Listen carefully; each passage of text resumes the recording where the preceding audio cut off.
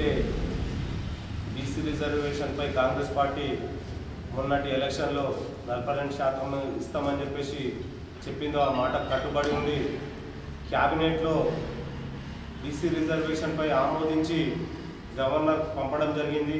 Governor 4-5 నెలలుగా దాన్ని సాస్తారం చేస్తూ అట్టనే ఆపి ఉంచి కేంద్రంలో ఉన్నటువంటి బీజేపీ ప్రభుత్వానికి అనుకూలంగా ఆయన ఆ బిల్లుపై ఎలాంటి నిర్ణయం తీసుకోకుండా బీసీలకు అన్యాయం చేస్తున్నటువంటి కేంద్రంలో ఉన్నటువంటి బీజేపీ ప్రభుత్వం ఇకనైనా కానీ రేపు జరిగే బంధుతోటైనా కానీ మీరు కనువిప్పు కలిగి బీసీ ఆర్డినెన్స్ తీసుకొచ్చి 42% తెలంగాణలో బీసీ బిల్లును ప్రవేశపెట్టాలని కోరుతూ ఏదైతే రేపు బంద్ను బీసీ జేఏసీ పిలుపునిచ్చిందో దానికి పూర్తి మద్దతుగా కాంగ్రెస్ పార్టీ పూర్తి మద్దతు తెలపడం జరిగింది.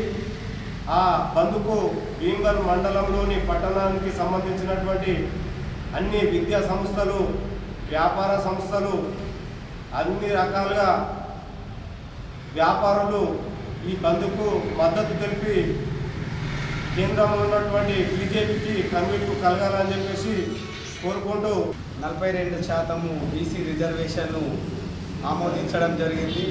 అదేవిధంగా రేపు బీసీ బంద్కు పిలుపునియడం జరిగింది. కాబట్టి భీమ్గల్ విద్యా సంస్థలు కానీ మరియు దుకాణదారుల సంస్థలు కానీ ఈ బంద్కు సహకరించాలని కోరుకుంటూ జై కాంగ్రెస్.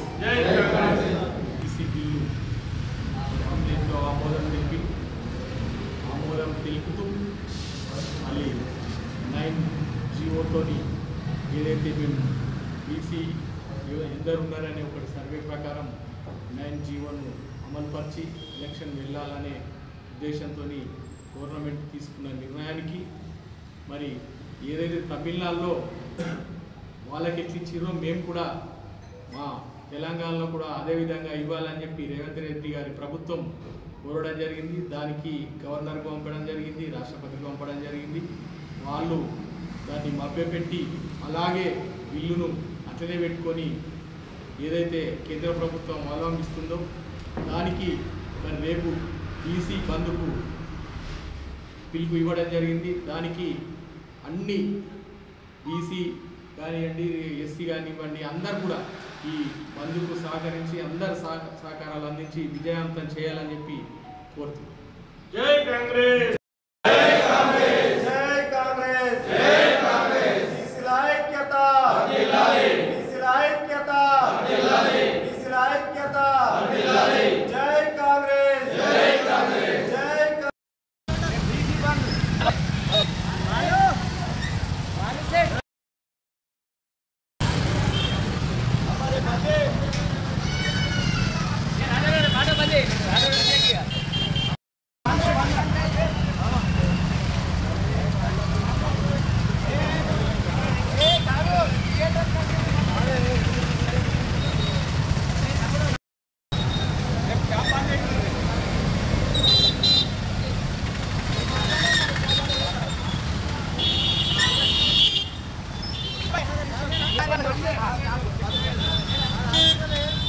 చెప్పు